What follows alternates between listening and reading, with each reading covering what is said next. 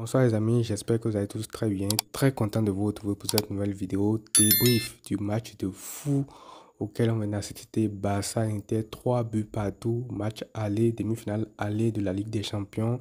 Et le Barça peut quand même nourrir des regrets après ce match-là parce que je pense qu'il y avait largement la place pour aller s'imposer, pour gagner même d'un but d'écart ou alors de deux au vu des occasions qu'on a eues, qu'on n'a pas converties. Ferran Torres, les poteaux de Lamine Yamal, quelques petits ajustements et tout, Dani Olmo, tout ça. Je pense qu'on peut nourrir pas mal de regrets, mais bon, l'essentiel est fait. L'essentiel, le Barça n'a pas perdu parce que quand on voit le début du match, où après quelques minutes, tu es mené déjà 2-0, je pense qu'on avait tous tremblé à ce moment-là.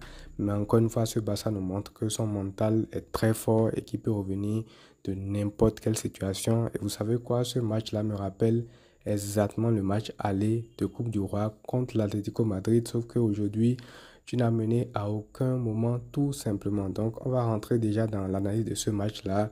Et le Barça commence avec exactement ce qu'il ne faut pas faire, commencer une demi-finale de Ligue des Champions en ayant les doigts dans les poches en fait. Ça ne se fait absolument pas comme ça. Et tu encaisses un but à la 37e seconde de jeu en demi-finale de la Ligue des Champions. Et dites-vous que c'est le but le plus rapide de l'histoire des demi-finales de la Ligue des Champions. Ça veut tout dire en fait. Ce match-là, tu ne le commences pas sérieusement ou alors on ne peut pas dire que c'est l'Inter qui te rentre dedans parce que quand même un peu de sérieux, 37 secondes seulement. Et tu encaisses déjà un but sur lequel il y a pas mal d'erreurs individuelles. Et à la fin, tu as Nigo aussi qui glisse, qui permet à Marcus Thuram de marquer un but. Un super but pour le coup. Et quelques minutes après, ce coup de pied arrêté, tu encaisses le deuxième but. Un but de Dumfries et tout. Lui, il était même annoncé incertain et tout. Mais voilà, il joue ce match-là. Il est double buteur et il est passeur également sur le premier but. Donc franchement, un gros match de sa part. Et pour moi, les deux joueurs qui ont été très très dangereux côté Inter aujourd'hui, c'est tout simplement Dumfries et Marcus Thuram. Marcus Thuram dans le jeu de déviation, son jeu de la tête, son apport sans ballon et tout. Franchement, il a été monstrueux. Marcus Thuram, très très dur à bouger. Et c'est là que tu vois que Koubassi aussi fait un grand match parce que Koubassi, mine de rien, a quand même essayé de limiter la casse avant que Araujo ne rentre en jeu et tout.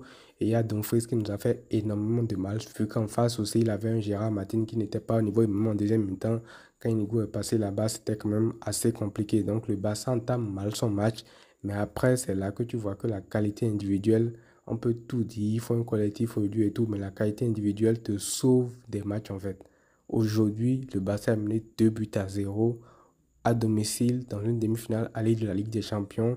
Tous ses coéquipiers sont en train de douter, sont en train de perdre des ballons. L'équipe n'est pas au point et tout. Et qui intervient, c'est tout simplement monsieur Lamine Yamal qui sort le Costa encore une fois aujourd'hui, qui pond une masterclass et je pèse mes mots. Ça, c'est un match digne des plus grands joueurs. Parce que vous savez, on dit souvent que les grands joueurs sont là dans les grands matchs. Lui, quand c'est les matchs de championnat, quand c'est les matchs où il n'y a pas de fort en jeu, tu as l'impression que la finition, c'est pas ça. Mais aujourd'hui, tu vois que, en fait, lui, je ne sais pas s'il a passé un pas pour les grands matchs et tout, mais systématiquement, quand il y a un grand adversaire en face, sa finition s'améliore. Et on l'a vu sur le premier but, le but qu'il met. Déjà, il fait un double contact, il élimine deux joueurs de l'Inter Milan. Après, il se remet sur son gauche, il finit pied gauche. Et ensuite, quelques minutes après, il rembobine. Il aurait même pu marquer un doublé d'anthologie contre l'Inter Milan. Encore une fois, il se met sur le côté. Il humilie d'abord Di Marco, qui est déjà sa chose, hein, parce que déjà, l'Euro contre l'Italie, il avait déjà humilié pas mal de fois. Aujourd'hui, je pense que Di Marco, il va demander à son coach de ne pas jouer le match retour. Bref, je rigole et tout. Mais c'est pour dire qu'il a quand même beaucoup souffert contre Lamine Yamal aujourd'hui. Et même en deuxième mi-temps, il aurait encore pu marquer beaucoup de buts. Et franchement, si on va au bout, cette performance-là va compter aujourd'hui parce que individuellement, techniquement, c'est lui qui a porté ce Barça-là quand toute l'équipe était en train de couler. Et ça, c'est le genre de match qui marque énormément de points. Donc, même avant le match, on était un peu inquiet parce qu'on nous disait que Lamine Yamal était incertain, avait reçu un coup lors de l'échauffement et tout. Imaginez ce que ce match-là aurait été sans lui en fait. Parce qu'à 2-0, je ne vous mens pas que j'étais stressé. Je me disais comment on allait faire et tout.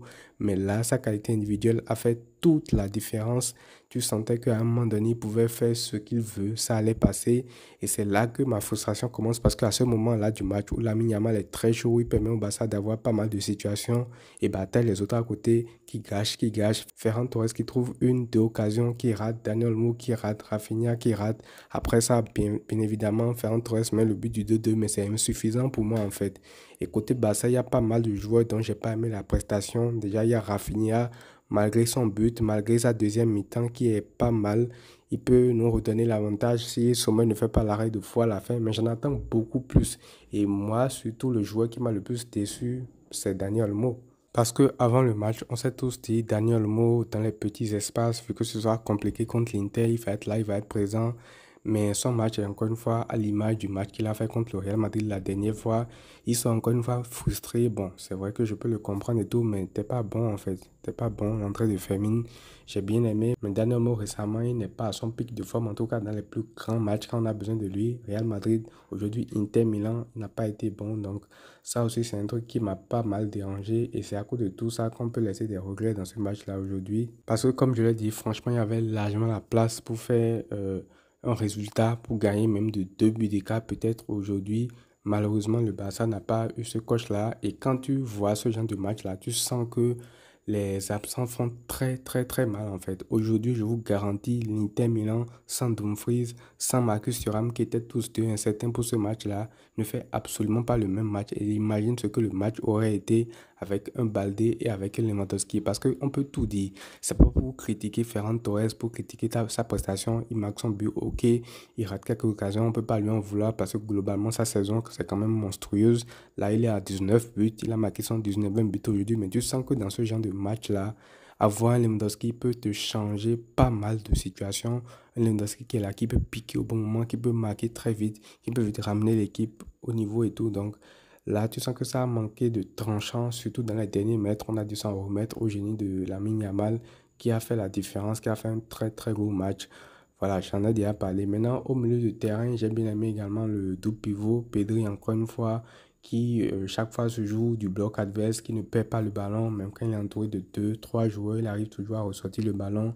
Pedri, en gros, il fait du Pedri tout simplement, mais tu sens qu'il n'y a pas trop cette connexion avec les attaquants aujourd'hui, surtout que Ferran et Rafinha, c'était compliqué, mais avec Lamine Yamal, c'était pas mal et tout. Donc, voilà, pas mal le match du double pivot du Barça et tout. Et en défense, on a encore eu de très, très, très bonnes performances, à commencer par celle de Koubassi. Même si on fait un petit point rapide sur le match de la défense du Barça, ça n'a pas été bon, ça n'a pas été sérieux dans les premières minutes, on encaisse des buts.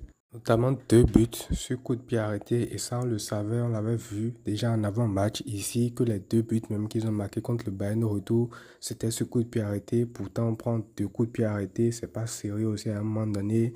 Les marquages, je sais pas comment ça se fait et tout. Certes, ils ont des joueurs costauds, physiques et tout ça, mais je pense que ça aurait pu être mieux travaillé, mieux défendu de la part de l'équipe parce que mine de rien aussi, ça fait que voilà, tu te retrouves à 3-3 et maintenant tu vas te déplacer et faire la décision de ce match-là à l'extérieur au Giuseppe Meazza. Ça me fait absolument pas peur. Mais je me dis quand même qu'on aurait mérité mieux dans ce match-là. Maintenant, bon, comme mauvaise nouvelle aussi, il y a la blessure de Jules Koundé. Je ne sais pas combien de temps ça va prendre. J'espère qu'il sera là avant le match retour. Baldé aussi. J'espère qu'il sera là avant le match retour. Baldé ou Lewandowski, un des deux. On verra pour Koundé. Mais bon, son absence a été bien compensée par Eric Garcia qui fait encore une fois une top entrée. On ne parle pas assez de sa saison, mais Eric Garcia, c'est quand même un très très très grand joueur pour ce Barça-là. C'est un joueur polyvalent, c'est un joueur qui peut jouer à plusieurs postes et c'est un joueur qui peut être pertinent aussi à chacun de ces postes-là. Donc, c'est vraiment une mine d'or pour ce Barça-là. Mais sinon, pour revenir à ce que je disais, la défense aussi, Koubassi, j'ai bien aimé son match. Quelques interceptions, quelques duels aériens gagnés aussi. La lecture du jeu, c'est toujours aussi intéressant. J'ai vraiment aimé. Même la rentrée d'Araujo, elle a fait du bien pour contenir notamment Marcus Thuram, la sortie de Gérard Martin qui encore une fois a été mauvais, que voulez-vous que je vous dise. Donc voilà, globalement quand même je suis satisfait, même si offensivement je trouve qu'on aurait pu faire mieux, je suis satisfait de la performance de l'équipe et surtout du mental qu'ils sont en train d'acquérir. Et c'est là aussi que tu te dis que avoir gagné dans la douleur la dernière fois contre le Real Madrid, ça aide énormément parce qu'aujourd'hui tu as cette référence là pour te dire que voilà, même à 2-0, tu peux quand même revenir et tout. Maintenant, comme je l'ai dit, tout va se jouer au match retour au Giuseppe Meazza. Je suis confiant, j'ai pas du tout peur, même si ça va être très compliqué. Donc voilà les amis, c'est tout pour cette vidéo. N'hésitez pas à me dire ce que vous en pensez dans les commentaires. Je vous lirai. Prenez tout soin de vous les amis et à très vite.